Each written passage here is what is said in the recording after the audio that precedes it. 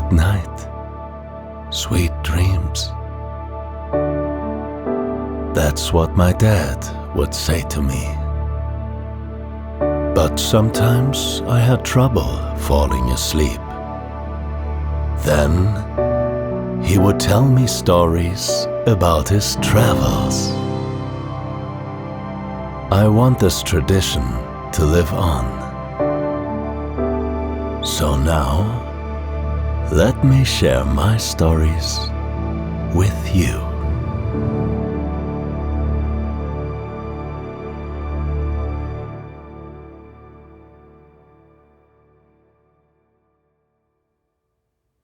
I drive up a narrow mountain road in the middle of the Cevennes as the morning sun peeks over the tops of the trees. I have my windows rolled all the way down. The breeze ruffles my hair and brings me the scents of the mountains. Aromatic wild herbs, earthy forest floor, and clear, fresh air. I wind my way up the curving road to the tune of early birds and summer insects, and I cheerfully hum the melody of a song from my childhood.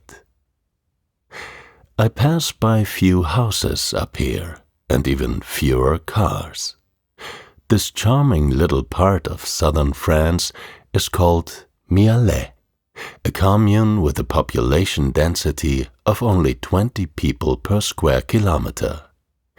And since most of Mialet is taken up by wooded mountains, most of its inhabitants live in tiny villages and hamlets by the river. Although, compared to the other rivers I've seen in my life, I'd rather refer to the Gardon de Mialet as a creek. In some of the spots I drive past, I think I could leap over the entire river in one big step. I've been following the curves of this river for almost an hour, comfortably seated in the adorable little rental car I got at the airport in Nîmes. The summer sun has been increasing its temperature on me, but the mountain breeze has been plenty to cool the car's interior back down again. And finally, I spot my turn and can leave the sun-bathed concrete road for a much narrower and rougher dirt one. It dips into the shade of the trees, providing me with an admittedly welcome respite from the sun. This road, if it can even be called that, has no street sign, but I know its name like it's been carved into my heart. Le Moulenc. And at the end of this road is one single house with one single inhabitant, my good friend Christine. We met all the way back in my teenage years when our middle schools paired up for a student exchange.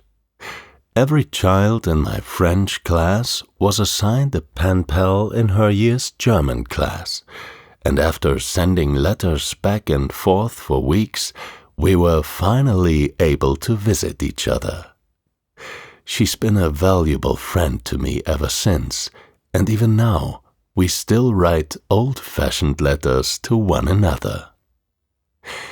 And every year, when the months of late spring transition into summer, she sends me an invitation to Moulenc, her charming little home in the mountains of France.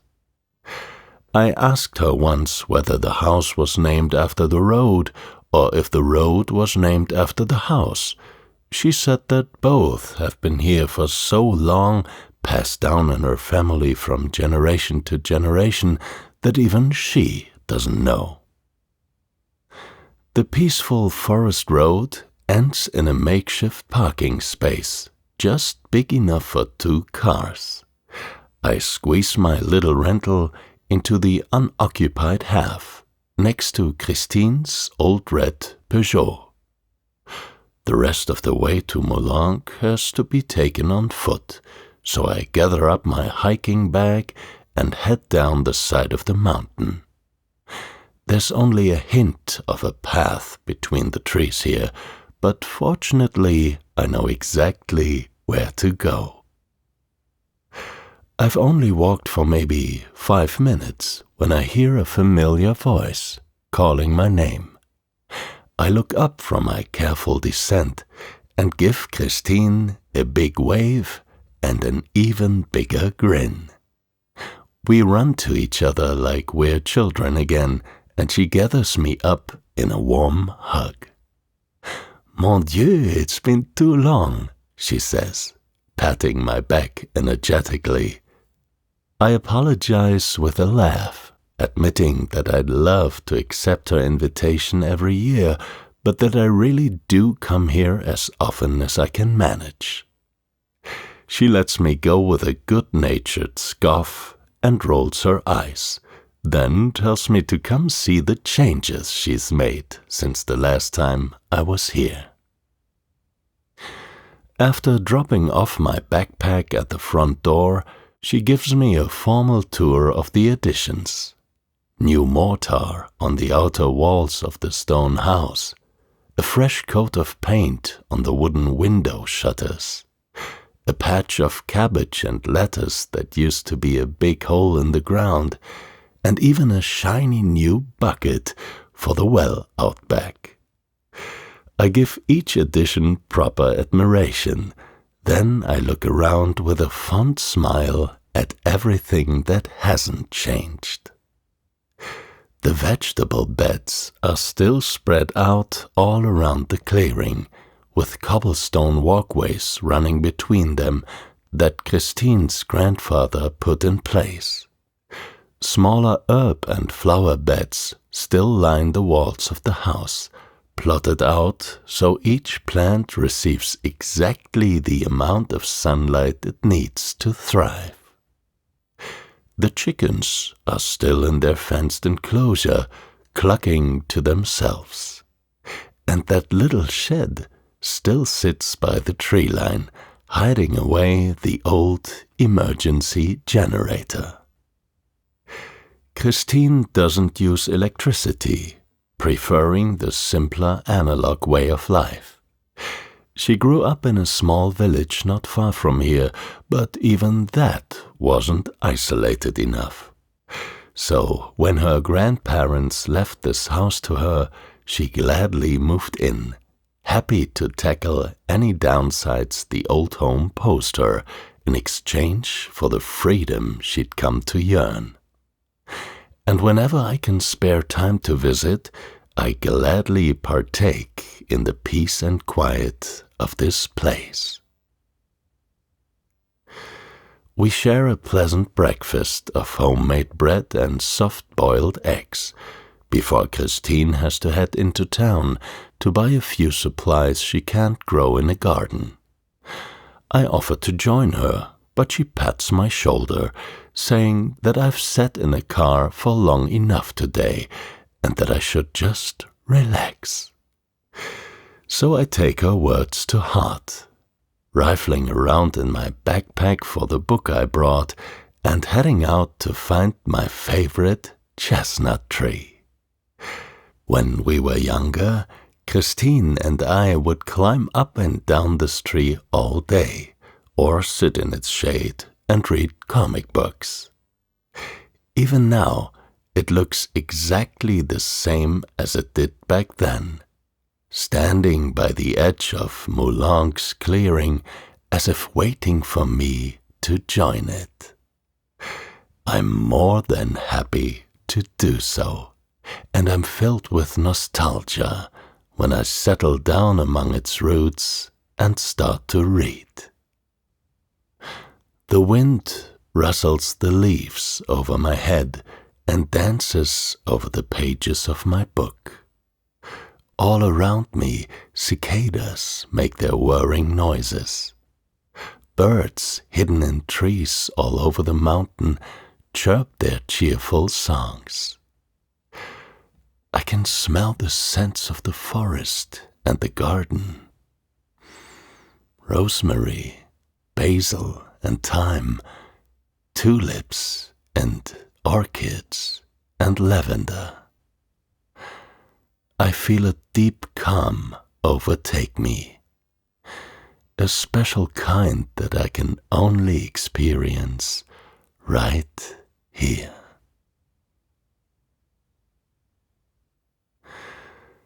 Later, in the afternoon, Christine and I wander down to the valley to cool off in the Gardon de Mialet. She joined my reading session under the tree for a while, and ever since lunch we've been chatting non-stop to catch each other up on our lives. I tell her about all the places I've visited since I last saw her, and she tells me about the strange and bizarre things that happen when you live alone in the middle of nowhere. She takes me to her favorite part of the river, where she would come to play every summer when visiting her grandparents here. The water is as slow and shallow as a stream. There's a low bank of flat pebbles running down into the river at a very gradual incline. We take off our socks and shoes, leaving them behind somewhere on the shore, and wade into the water. It's so clear that I can see every single pebble lining the riverbed.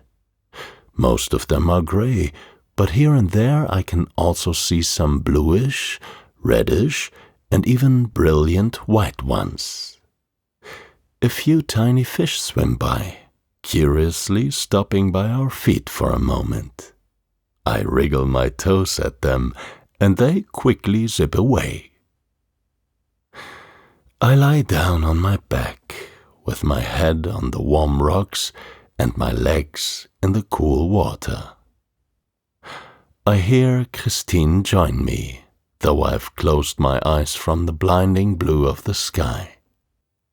And for some time, we simply rest in companionable silence, enjoying our impromptu sunbath and the concert of insects and birds. The sound of children's laughter floats up to me, carried on the light afternoon breeze. I crack an eye open to look downstream and see two kids tossing a ball back and forth, occasionally splashing each other to try and get the other to miss a catch. A third, even younger child is learning to swim in the shallow waters, held securely above the current by an older woman. He kicks his arms and legs like a frog as he tries to imitate swimming movements, while a young man cheers him on from the shore. The scene brings a smile to my face, and I elbow Christine, reminding her of when we used to go down to the river together, just like them. That sparks a new conversation, where we revisit our old memories and bring up as many silly things about the other as we can remember. At one point, we gather up our socks and shoes and walk upstream. The smooth pebbles are a nice massage for my bare feet. We pass by clumps of tall grass with little birds peeking out, dodge around branches that fell into the water, and duck under low-hanging leaves. The scenery is ever-changing. The pebble beach turns into a sharp, grassy slope, which transitions into a forest of bamboo trunks. This part of Mialet has always been strange to me. Bamboo always so out of place in my mental image of southern France, but it grows abundantly here, along the river and up the sides of the mountains. I tap the trunks with my knuckles as we walk by, and their hollow sound becomes another instrument in the chorus of summer.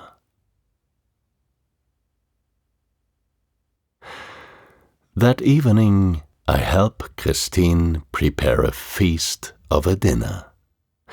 We have to start the old brick oven well in advance for it to be ready for the tarte flambée, so I offer to chop the wood logs to size for her. The first time I visited here, she was already a seasoned professional at this, but she quickly taught me how to do it myself. It's a matter of momentum, she had told me back then. It takes me a moment to familiarize myself with emotions again, but muscle memory quickly takes over, and in no time we have plenty of wood for the oven. Heading back into the kitchen, I'm greeted with a wonderfully pungent smell of French cheeses.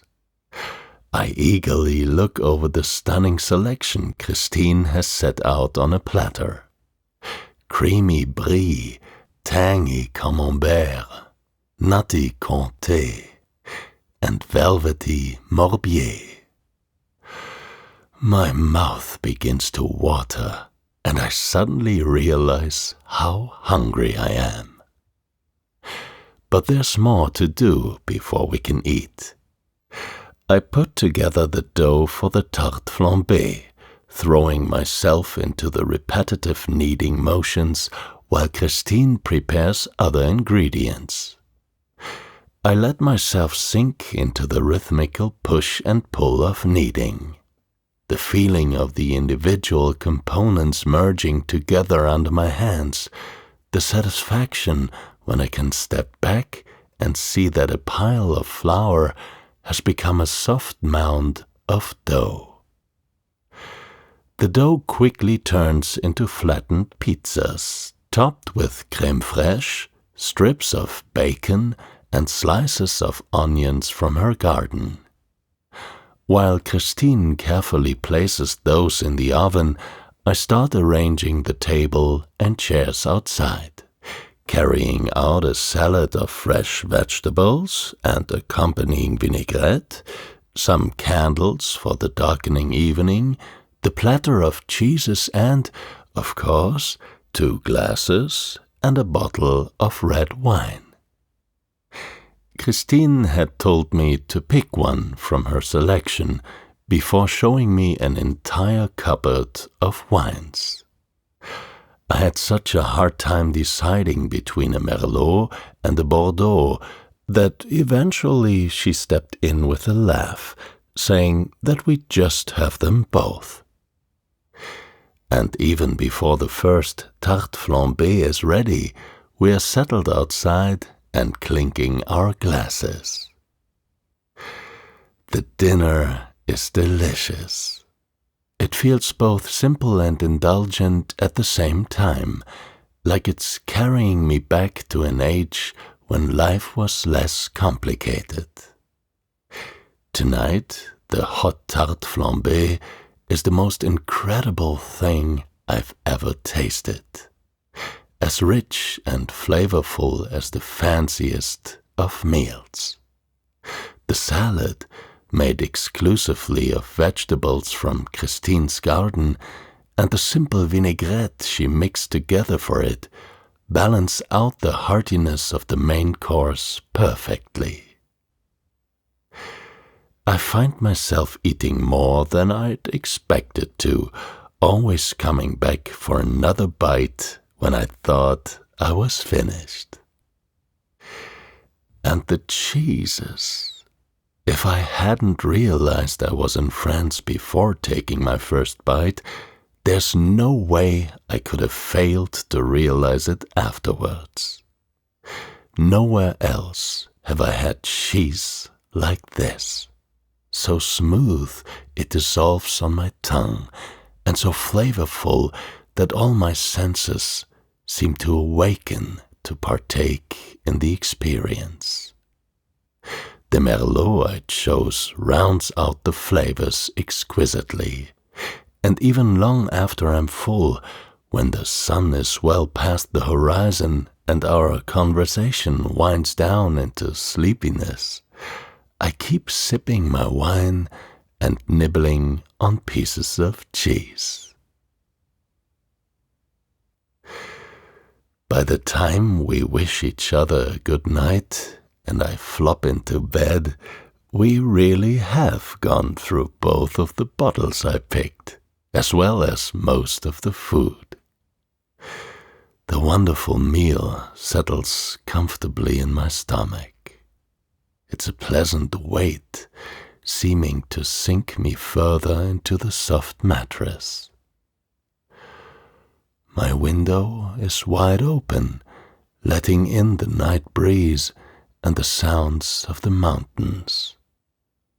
The cicadas went to sleep quite some time ago, only for their song to be traded off by the chirping of crickets. The wind whispers down the valleys of the Cevennes. The moon shines into my room, passing clouds, creating a slow theater on my wall. Here, in Mourlangue, life is so infinitely peaceful and quiet. Scattered thoughts drift by, as if they have nothing to do with me. Everything, simply everything, is exactly as it should be. I breathe in the warm summer air. It washes away the last bit of tension from my body and carries me slowly and gently to sleep.